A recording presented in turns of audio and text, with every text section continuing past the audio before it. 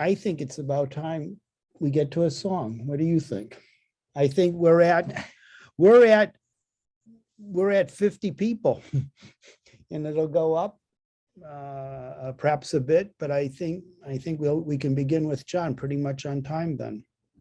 True, Stephen, I think you're right. Let's do it, Howard.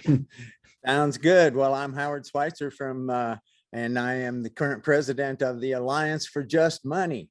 And we are an alliance. And so if you're in another group that supports monetary reform, come join us. And I've got a song, I call it the Money Anthem. It goes like this. We've come to stand and raise our voice to celebrate this vital choice of how we share prosperity with world around humanity. Our money will democratize. History shows us what is wise. Our money will be issued free of all debt and usury, a way to restore joy and life to a world beset by war and strife. Return the power to us all and watch the banking empire fall. So raise your glass and join the fun. There's always enough for everyone, and drink to future bright and sunny. And join the Alliance for Just Money. We'll govern ourselves as we should. All money for the common good. All right. Encore. That's great, Howard. Nicely done. Yeah. So, well, we're very fortunate to have Howard here. I think the Alliance for Just Money is very fortunate to have another great person take the helm and is sharing the path that Lucille has led for 3-4 years now. And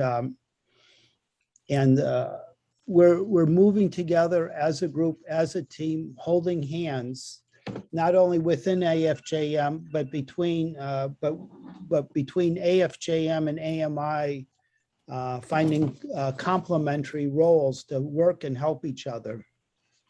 So with no further ado, it is 6:45, and I'm going to introduce John Howell briefly. And John Howell came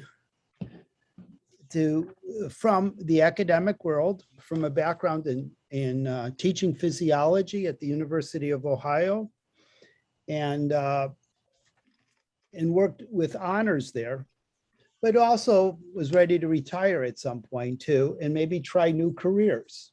And as far as I know, he's tried a number of those careers. He now is in the Department of Classics and World Religion. There you go. You've gone from the body to everything. I think he's going to be a philosopher someday too. Maybe Hobart will get to him in that way.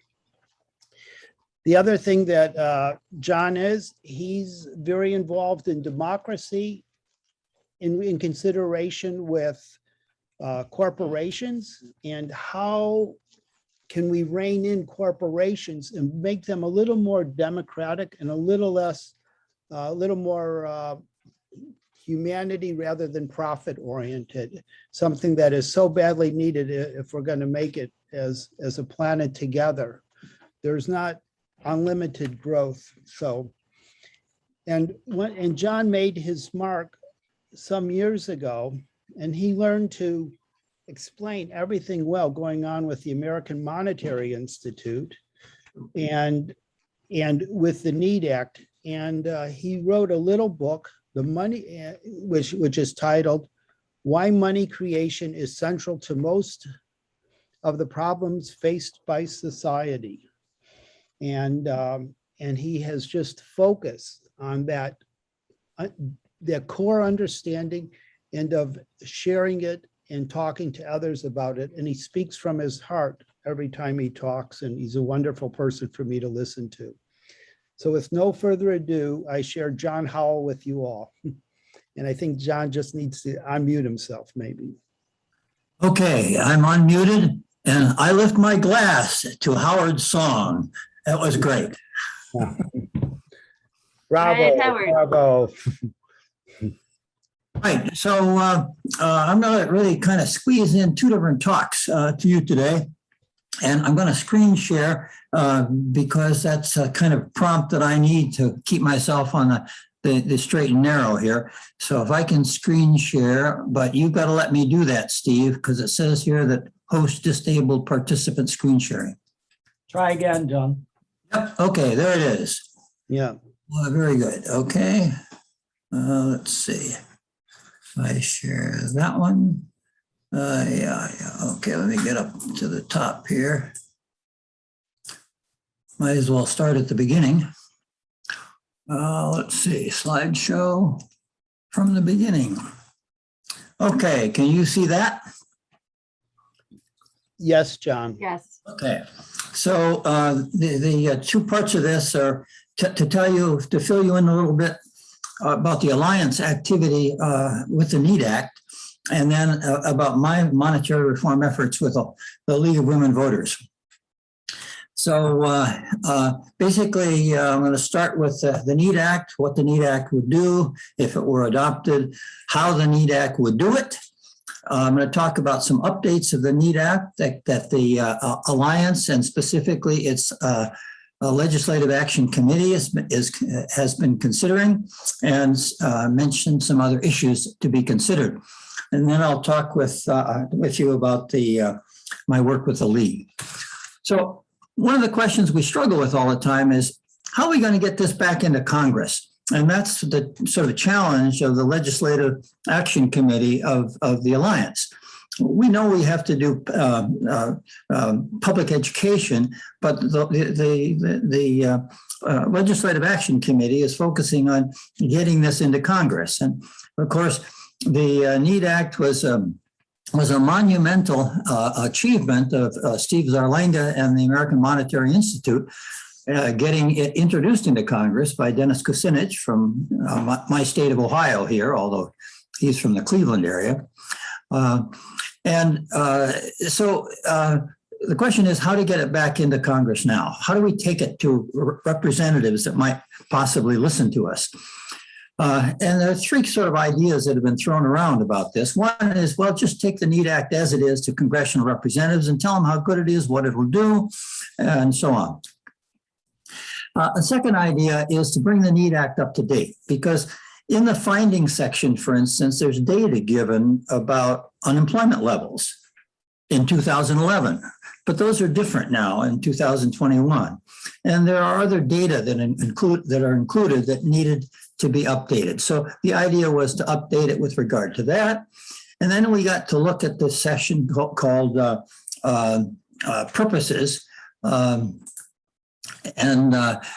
Title V as well.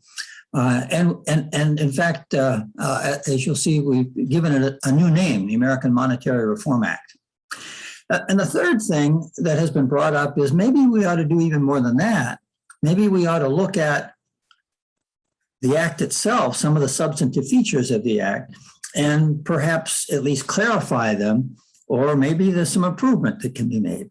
So these are the things that have been brought up, and the Alliance is pretty much committed to at least number 2, and perhaps to number 3, and that our committee is still dealing with that. So let me just briefly go over what the NEAT Act would do, and many of you are familiar with this, so it'll be repetitive. But as you know, it'll transfer money creation from banks to the federal government, ending creation of money as debt and ending fractional reserve banking. And it will establish a monetary authority within Treasury. okay, to determine the rate of new money creation needed to avoid either inflation or deflation, letting interest rates be determined by competitive market forces. The third thing it does, it dissolves the Federal Reserve System, but retains necessary components of it within the Treasury Department. It ends government borrowing, except under emergency conditions, which it talks about a lot in the Act. It pays off the national debt as it becomes due. And it specifies that deposits in depository institutions, namely banks, are to be held in what are called transaction accounts and are to be held in trust, not accruing interest and not treated as an asset of the depository institution. So this is in fact very much like the accounts that Professor Kotlikov was talking about. It specifies that fixed-term savings accounts are exempt from this position, this provision, and fixed-term savings account. I'll get back to that in a later part of the Act. It sends 25% of new money created to the states. It recommends additional ways for Congress to use the new revenue source. And interestingly, it caps interest rates at 8% a year. Well, how does it do that? Well, this is the organization of the Act. It's organized in 4 sections and then 5 titles. The first 4 sections are kind of introductory, the title of the Act, the findings and purposes, definitions, which have to be in every law to deal with the words that are used. Section 4 is a coordination with other law, how it interacts with previous law. And finally, the essence of the recommendations are in actually the 4 titles, the 1 through 4. And they are, as you see there, and I'm going to go through each one of them briefly. So Title 1 is the origination of U.S. money, and it appeals to the constitutional authority in Article 1, Section 8 of the Constitution to create money. And as you can see, it's unlawful for anybody else to create the money through fractional reserve or any other means. It talks about the details of production of U.S. money, details of printing, cessation of printing of Federal Reserve notes. It talks about U.S. money as legal tender. It specifies the denominations. Well, it actually doesn't. It just refers to that elsewhere in law. It talks about origination of money in lieu of borrowing. So the origination is to address negative fund balances, the differences between revenues and expenditures. Talks about the retirement of instruments of indebtedness, so payment of government debts as they become due. And finally, there's a short section about accounting, which includes a biennial audit by the Comptroller General. Title 2 is actually very short, and it specifies the circumstances under which Treasury Secretary can cause money to enter circulation. And they're basically as follows, and they're pretty logical: to pay for programs Congress has enacted, obviously, to retire federal indebtedness, to contribute to the revolving fund. I'll come back to this revolving fund later on. To cover transitional arrangements and converting to U.S. money, kind of a miscellaneous category. To act as a lender of last resort under emergency conditions, and to purchase Federal Reserve assets. And of course, they have to have a really miscellaneous one to cover anything else that Congress may authorize. That's all. So Title 3 is the reconstruction of the Federal Reserve System, and that includes the government purchasing all assets of the system.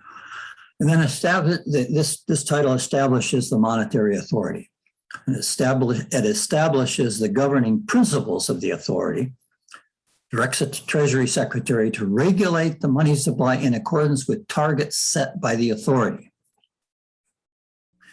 And it goes on to establish a Bureau of the Federal Reserve within Treasury and dissolves the Board of Governors with the Federal Reserve System. Directs Treasury Secretary to forecast disbursement requirements and to report to Congress, pretty obvious. Permits monetary authority to act as lender of last resort, but only under the direction of an emergency board consisting of 11 specified leaders from the executive and legislative branches of government. This is talking about the emergency conditions. And 306 is that all obligations already incurred under the old system will be honored. And it talks about the transfer of employees from the Federal Reserve System to the Bureau of the Federal Reserve within Treasury. Title IV is some of the nitty-gritty. It's entitled Transitional Arrangements, and it spells out the replacement of Federal Reserve notes with notes of the US money. But the next section is the section that basically changes the business model of banks. What it says is there will be transaction accounts in depository institutions, namely banks, and these are to be held in trust as bailment, not treated as an asset of the depository institution or as a source of credit. So this is money very much like, again, Professor Kotlikoff talked about, in terms of in effect, those are not accounts held by the banks. They're only held by the banks in trust or as bailment. And you're really having a deposit with the federal government, because these transaction accounts will be counted as a federal government liability. So that establishes transaction accounts, but it says there's another kind of account that banks can have that's exempt from these restrictions of the transaction accounts. These will not be federally insured. It's made very clear in the Act. But these are basically savings accounts or time deposits. The Act now goes on to specify what were bank deposits now become liabilities of the federal government. And here's where an interesting transition thing occurs. The repayment of loan principal, the principal of loans that were given, that were made by banks prior to the transition, that money is being paid back like loans are always repaid.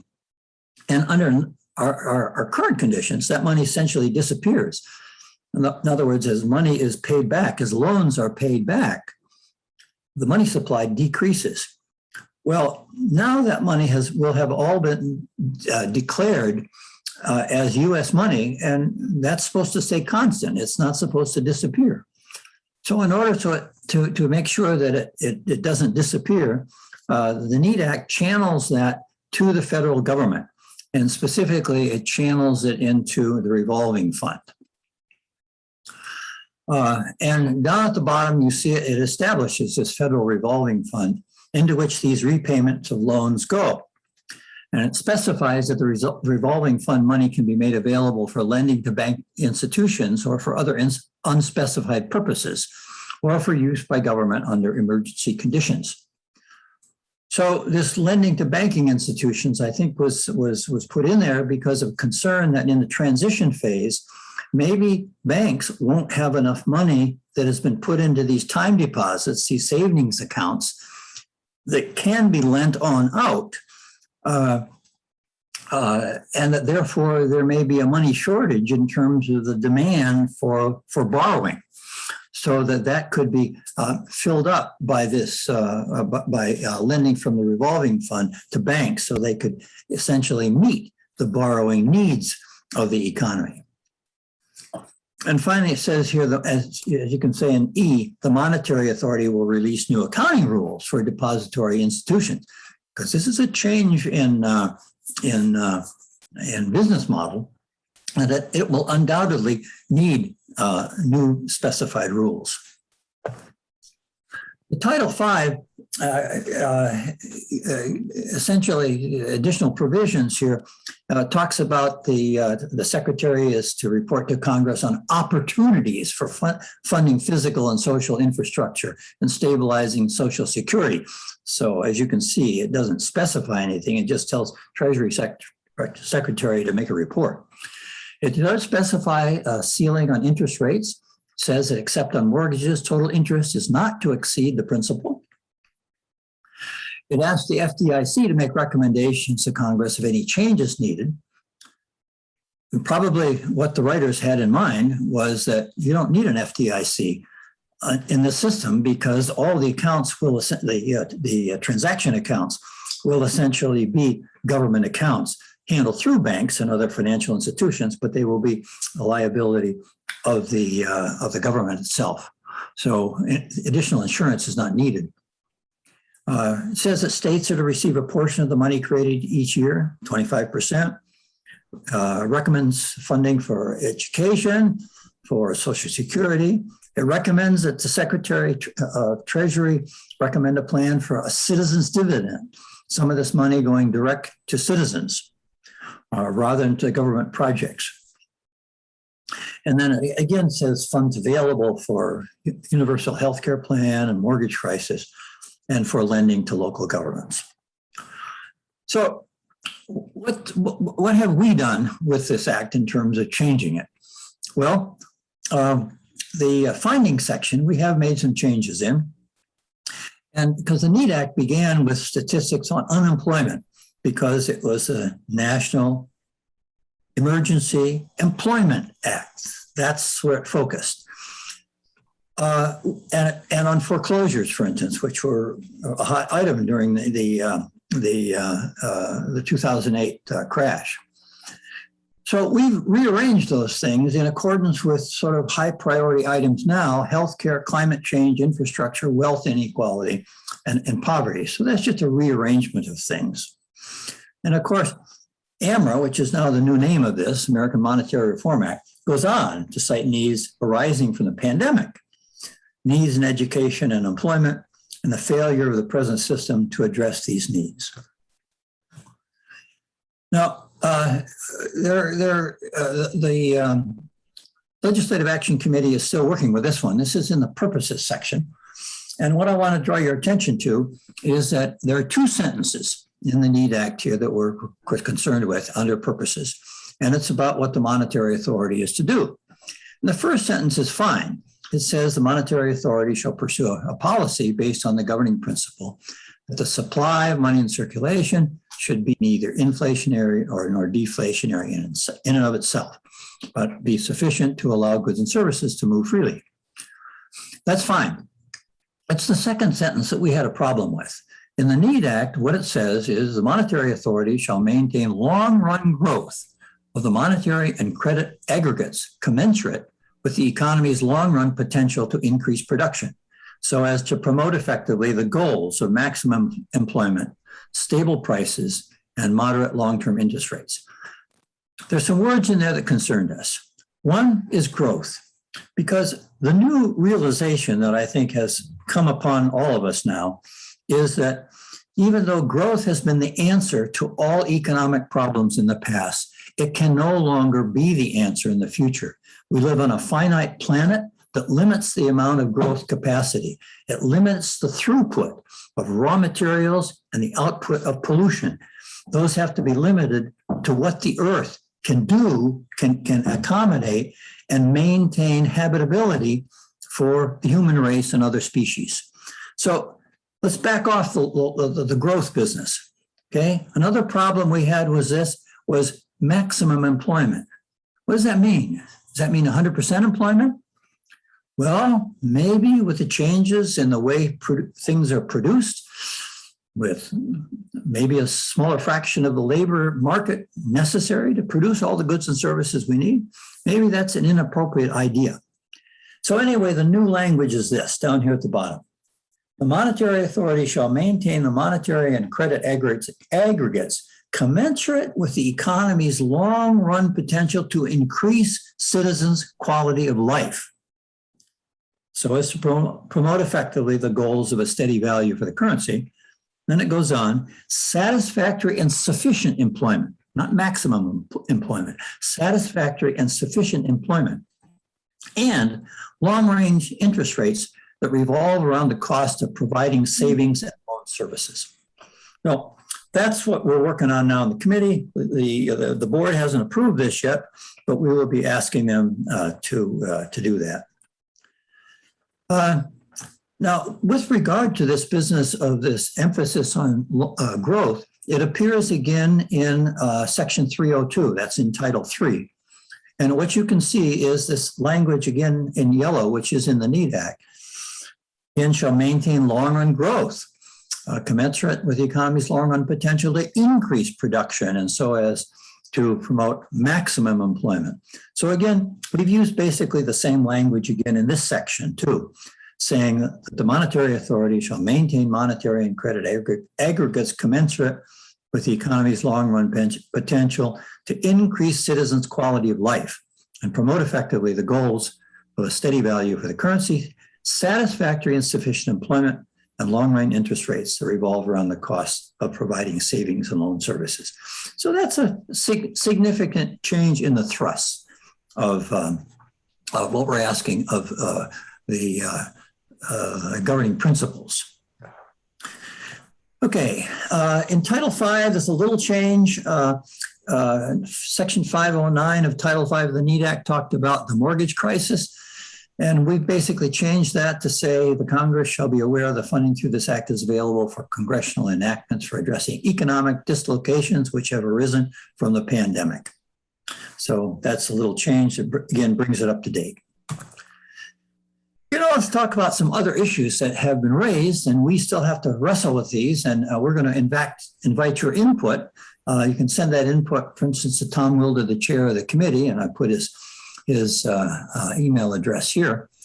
One of the suggestions that has been made is that the act isn't as clear as it might be about the relations and responsibilities of the various actors here, the Monetary Authority, the Secretary of the Treasury, the Bureau of the Federal Reserve, and Congress. So we might be looking at that to try to get a little bit more clarity. I'm not absolutely sure it's needed, but we're going to look at that. The question has been raised, why keep the name reserve in the Bureau of Federal Reserve? We're going to a system where there aren't reserves. We're no longer going to have a split system of reserves and bank money.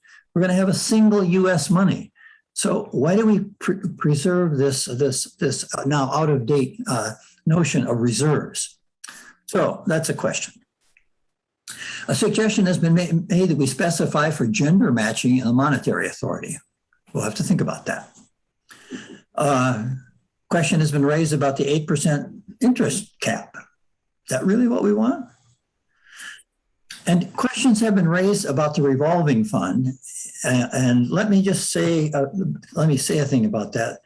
The way the revolving fund is set up in the NEAT Act is this, that it is funded through the movement of money from banks accepting the repayment of loans that were made before the transition.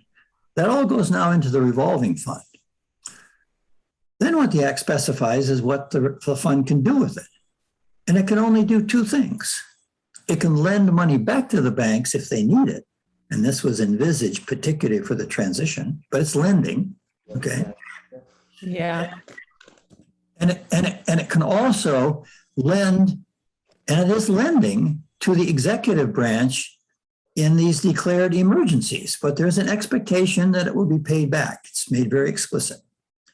So the question is, if the banks really don't need a whole lot of lending, and this lending on the left side here isn't going to happen very much, then there won't be much of this money going down there. And if there isn't an emergency, there's going to be no money going over here. So this money is just going to accumulate in this fund.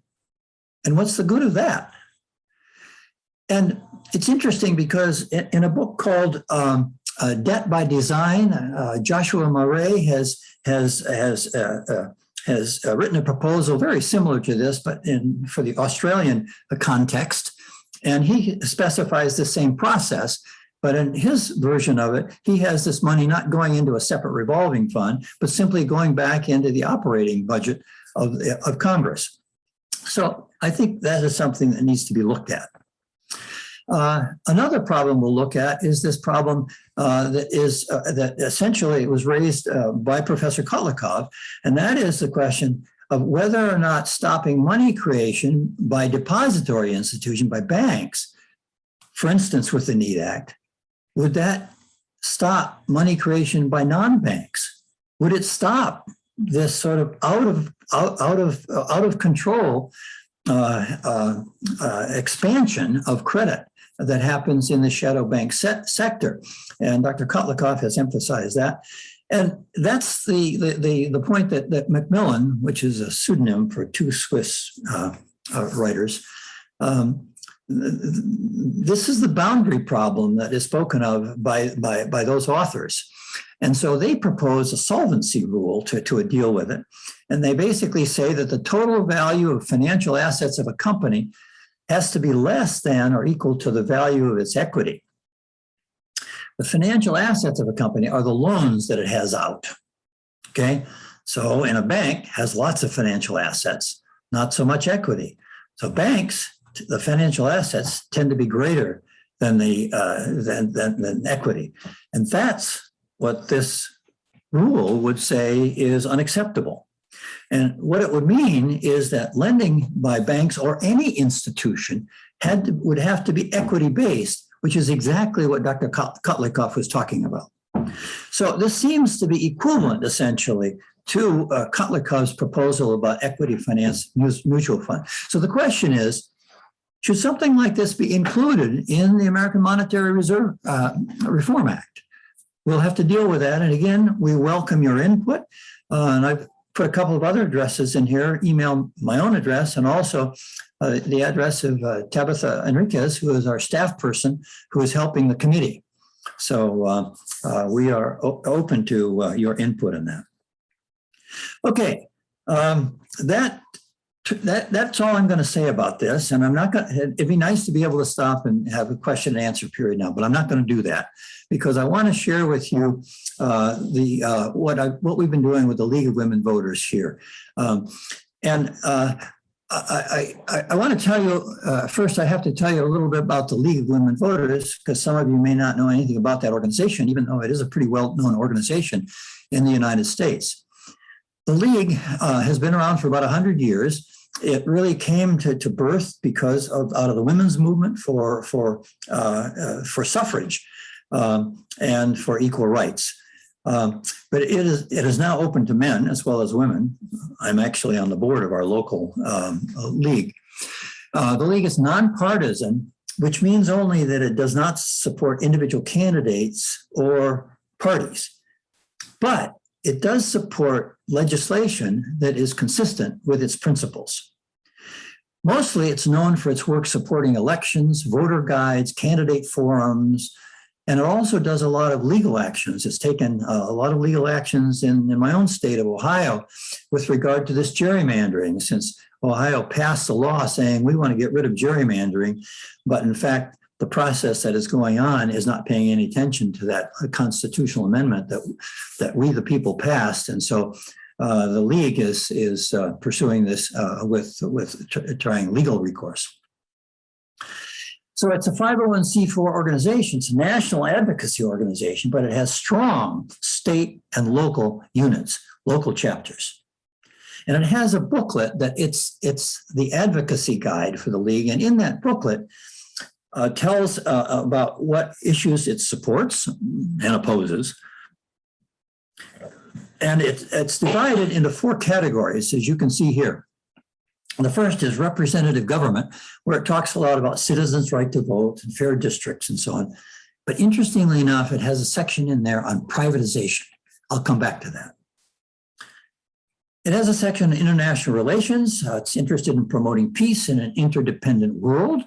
Has a section on natural resources, environmental protection and climate change, and has a strong section on social policy, which deals with women's rights, equal opportunity, deals with healthcare, childcare, and it has an interesting little piece on federal deficits. I'll come back to that. So what I have done is extracted out of that document these issues that the league is committed to, and have come to the league and say, I want you to see that these issues are influenced by the way the monetary system works. And these are the issues then: poverty, meeting human needs, and that's easy for people to relate to, because we have a way through monetary reform of providing the government ways to have the money to meet human needs, okay? And similarly, a similar argument can be made about climate change and the environment. Now, in addition, we've made the argument that the monetary system has an immense effect on the concentration of wealth and power in the country. And that where you have concentration of wealth, you have concentration of power. The two go hand in hand. We lean heavily on the statement of Justice Louis Brandeis that we can either have democracy in this country or we can have great wealth concentrated in the hands of a few, but we cannot have both. So the other two things that we talk about are the league supports. They have a section where they express their concern about privatization of government functions. And specifically, they say there are some functions that should not be privatized, and these are essential functions for the good of the people. And any that are privatized must be transparent. We point out that the Federal Reserve Act essentially privatized money creation in our country. So this is an issue here. Is this system really transparent? Does it meet the criterion that the league has set up for the privatization of government functions? And finally, there's a section that reflects a concern about deficit policies. And at one point, they made a specific recommendation that deficits were too high. But of course, they are no lower now. So this is the timeline of what I've been doing with the league. I went to the league in January of this year with the idea of doing a study and brought it to the board of the local league, that is League of Women Voters of Athens County. And by February 4th, we had the first meeting of a committee that was established by the board. So the board said, yeah, let's look into this, set up a committee and work out the idea. By February 10th, we had what's called a house party. And this had to be done by Zoom instead of the house parties that are normally done where we gather in somebody's living room. This house party was open to all league members to talk about the possible league study of the monetary system and of possible reform. So this brought in a larger segment of our local league than just the committee. On May 14th, we made a presentation to the Ohio League of Women Voters at the State League Convention. So here we reached out to other league members throughout the state to make the case that this study ought to be undertaken. And in that, we proposed that we would do a series of educational studies starting in June through October. And that's sort of where we are now. We just finished those up. And this is from the PowerPoint that I gave to the League of Women Voters of Ohio in that caucus. And the purposes of the study that we presented to them were to understand the basic elements of how money is issued, to understand its impact on league positions, to explore alternatives, and then to generate position statements for lobbying purposes. Okay. So the next steps, which we told them at the time, this is again from that same PowerPoint back in May, we would establish a committee, which we really already had established. We'd schedule these series of committee meetings on Zoom, and this was a broader committee in which we were inviting people from around the state to participate. We would develop position statements and seek concurrence from local and state league chapters. And then we would include these position statements for consideration in January, because that's a time when the league traditionally, local leagues look at various proposals for new league positions and priorities. So we wanted to have it ready for January, this coming January, to maybe present for adoption then at the 2022 National Convention. Well, so this was the series of the 9 sessions as we originally outlined them. So it's all very logical here. We started with the structure and function of the monetary system, talking about banks and shadow banks and government and all this kind of thing. We went on to talk about then monetary reform in the second session. And really, I emphasized there the history of the competition between the ideas of private creation of money by banks and public creation of money by government, because that has been a controversial struggle throughout history, including throughout American history, which I emphasized in that presentation. The third section, we talked about some of the alternatives that are out there, that are presented. For instance, complementary and alternative currencies, digital currencies, central bank digital currencies. On the fourth section, we talked about public banking. We talked about MMT. We did have a person there to talk who was very much in favor of public banking. We may not have been given MMT a fair treatment, but we tried. And then we we're going to go into a series of sessions in which we asked people to say, well, how does each one of those alternatives do in supporting the League's commitment to democracy? How does each one of these alternatives do and compared to the current system in meeting the commitment to social needs or climate change, or how does any of these address the concerns about privatization or deficits? And so what I wanted is people to be able to essentially rate these various alternatives as a result of hearing about them.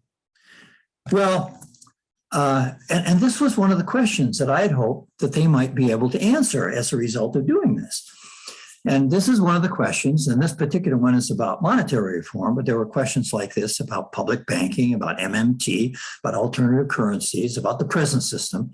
So in this one, it says monetary reform, okay, can do the following: can and will help the federal government support these values and goals, may help, is irrelevant, is not likely to help, or will it be even worse? And we gave them a number 6 option. I need more information to form opinion. Well, it turns out everybody who handed in these things chose 6. So we knew we weren't getting anywhere in terms of people's ability to make this kind of judgment based on the efforts that we had made in the 4 preceding sessions.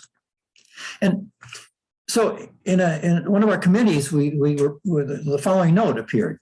It seems clear that asking people to rate existing alternative proposals against the existing system may simply be too much to ask. Too many unknowns, some of which could be addressed through a more extended education, but some contain conditionalities that are simply unknown. You know, the evaluation of central bank digital currency, well, it depends on the form that it takes. And Joseph Huber has discussed this in his publications. So we decided that we had to do an alternative approach, and that would be to try to identify the components of a monetary system that would support League values and position. So let's try to just say what we think a monetary system ought to be able to do. And so we sent out this invitation to session number 7. And we said, in this session, we're going to identify characteristics of a monetary system which would best support League values and positions on issues. And they could go back and look at the other sessions because they're all online. Well, this is what we came up with. And we did come up with something. We came up with a list of features. So this slide and the next shows you the features of a monetary system that this group came up with. Features that would support League values and positions on issues. First one, it'll provide a convenient medium of exchange. That's sensible. Everybody agrees with that. It'll provide a steady value of money, free from economy-wide inflation or deflation, regardless of increases or decreases in the productive output of the economy. It will enable the nation to spend what is needed to meet human needs and address climate change, limited only by the productive capacity of the economy. Fourth, we want a stable economy free from economy-wide booms and busts, including recessions and depressions. The next one has some subheadings, as you can see. We want government to determine the money supply, increasing supply as needed and decreasing the money when appropriate through domestic spending and taxation, assuring the following: that money creation is fair and equitable, benefiting all, not primarily a subset of the population. That the first use of newly created money goes for public good, not private gain. We want a system where the creation of new money is not linked to increasing debt.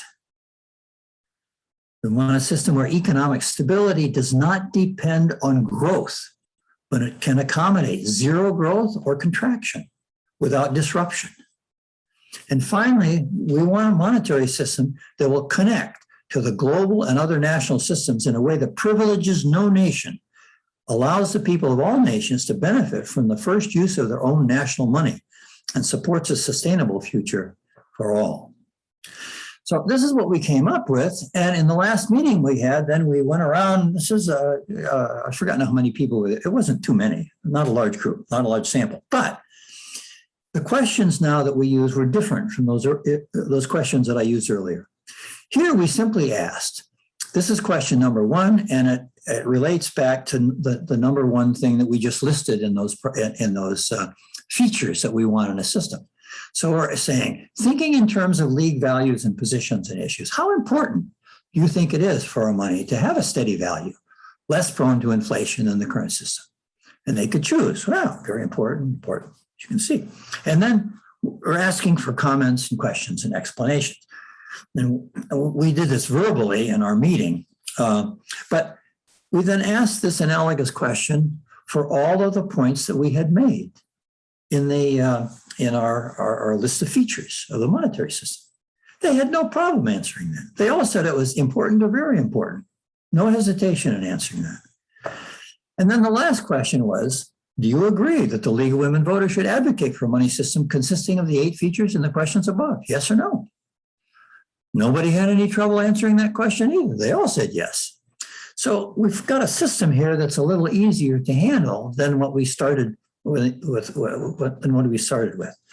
So that brings us down to where we are now. November 3rd, that was 2 days ago, we just finished the written proposal, and I've sent that in to Steve to make available to people since we've now finished it, and it's going to be shared with other leagues.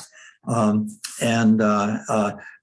we have meetings scheduled for our own local league to formally have the consensus meetings, which is the way the league does things, to consider adopting this proposal.